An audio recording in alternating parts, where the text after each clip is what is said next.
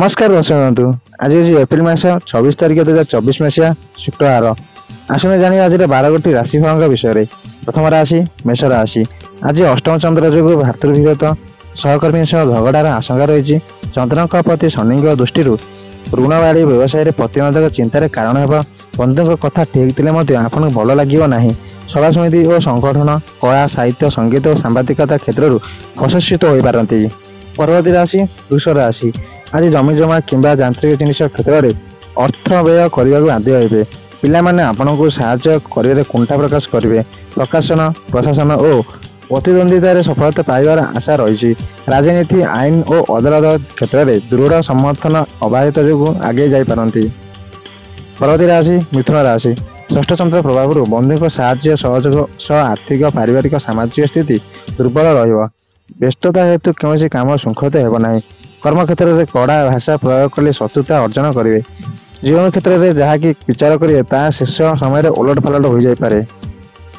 परवर्ती राशि कर्कट राशि। अनुकूल ग्रह स्थिति पारिवारिक और कर्म क्षेत्र में आशा कर काम बाधाप्राप्त हेबना।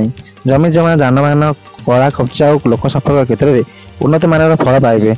पारिवारिक जीवन में शांति और स्थिरता अबाधित रहिबो। कला साहित्य गवेषणा वाणिज्य और रचनात्मक कार्य में अग्रगति करिपारंती। परवर्ती राशि सिंह राशि। आज कल्याण चंद्रजनित प्रत्येक दिग लक्ष्य कर काम कले सफलता पाइबे। कर्म क्षेत्र में आनुष्ठानिक साहाय्य सहयोग हेतु अनुकूल परिस्थिति सृष्टि होने संभावना रही। अर्थ संबंधित कथबार्ता एवं शिल्प वाणिज्य व्यावसायिक स्थिति पूर्व रहिबो। परवर्ती राशि कन्या राशि। चंद्रक स्थिति पारिवारिक जीवन में अशांति सृष्टि होगा। पारिवारिक स्तर में अवश्य विलासकरण क्रय करेंगे और भ्रमण सुख पाइपारती। यात्रा समय जानवाहन में सतर्क रहा भल नथिबा कौन अप्रीतिकर परिस्थिति सामना करने पड़ पारे। पिला कृतित्व सकाशे गर्व अनुभव करिपारती। परवर्ती राशि तुला राशि। द्वितीय स्तर चंद्रजनित जमी चिंता करेंगे से अनुसार काम हो। फल लोकों द्वारा कर्म क्षेत्र में मिथ्या गुजर मन को आतंकित करें। अत्यधिक कड़ा और मसलायुक्त अनियमित आहार जो स्वास्थ्य हानि घटार संभावना रही। बंधु अनुरोध करें देवर्चना मन बढ़ाइबे। परवर्ती राशि बिछा राशि। राशि चंद्र प्रभाव जनित विभिन्न कारण मन भल रही न पारे।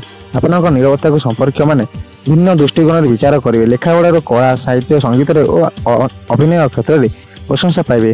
सतर्कता अभाव कि असावधानता द्रव्य नष्ट कि धन हानि घटवे।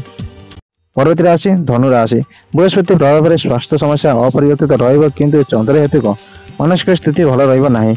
आपनक लोक प्रियता बड़ संख्या इच्छा परायणता को बढ़ाइब। कर्म क्षेत्र में नूतन काम परिकल्पना करेंगे किंतु खर्च व रजू चिंता प्रकट करिपारती।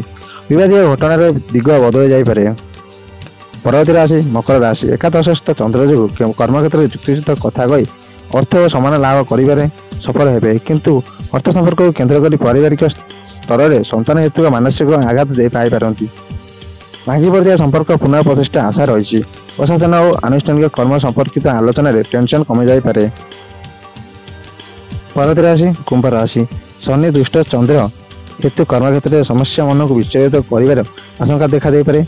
इच्छा नथिले बाध्यबाधकतार दूर यात्रा करने पड़ पारे। भूल बुझाणा जनित पारिवारिक शांति और सुस्थता बाह्यत हो पारे।